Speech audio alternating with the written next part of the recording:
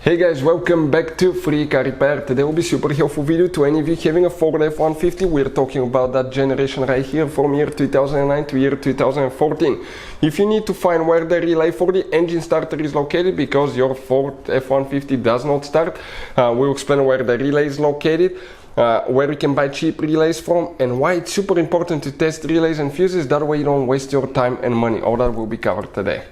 Before we start, let me tell you a little bit about us, guys. On this channel you will find all the fuse videos on Ford F-150. We're going to make video for every single fuse, so if you're on the road, stuck in the middle of somewhere, you need to find a specific fuse, you can just come to the channel, search for it, find it in less than, let's say, 30 seconds. You don't even need to pull your manual out of the glove box, and most of the times you will be even missing this one.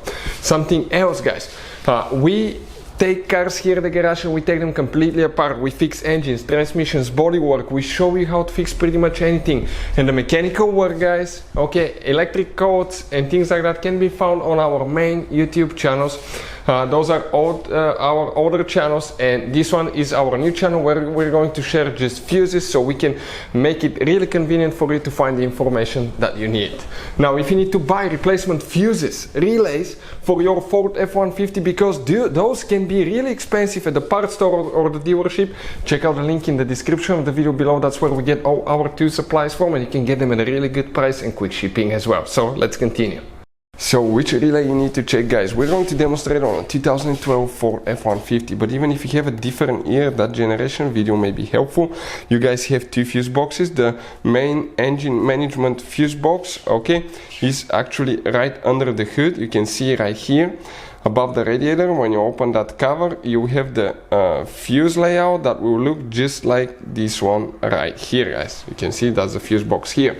Now let's quickly explain why it's super important to test fuses and relays so you don't waste your time and money. So let me explain why it's super important, guys, to test fuses. Fuses, not often you can see if they're burnt or they're good. Sometimes they may seem perfectly fine, you think it's a good fuse, you put it back in, and you end up spending money and time on parts and problems that do not exist, guys, when all you had to do, test your fuse, find out it's bad, replace it, fix your problem. So we will have a video how to test a fuse, okay, different kinds of fuses, and how to test relays, guys. We're going to put the link in the description of the video below, specifically to that video. Please check it out.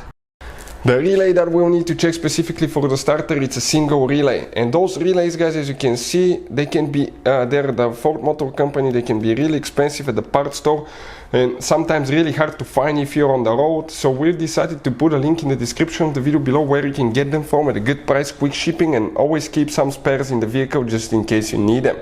The relay that we will need to check now will be, if you come from the left side in that row, 1, 2, that second relay right here will be the one for the engine starter. Check this relay, guys.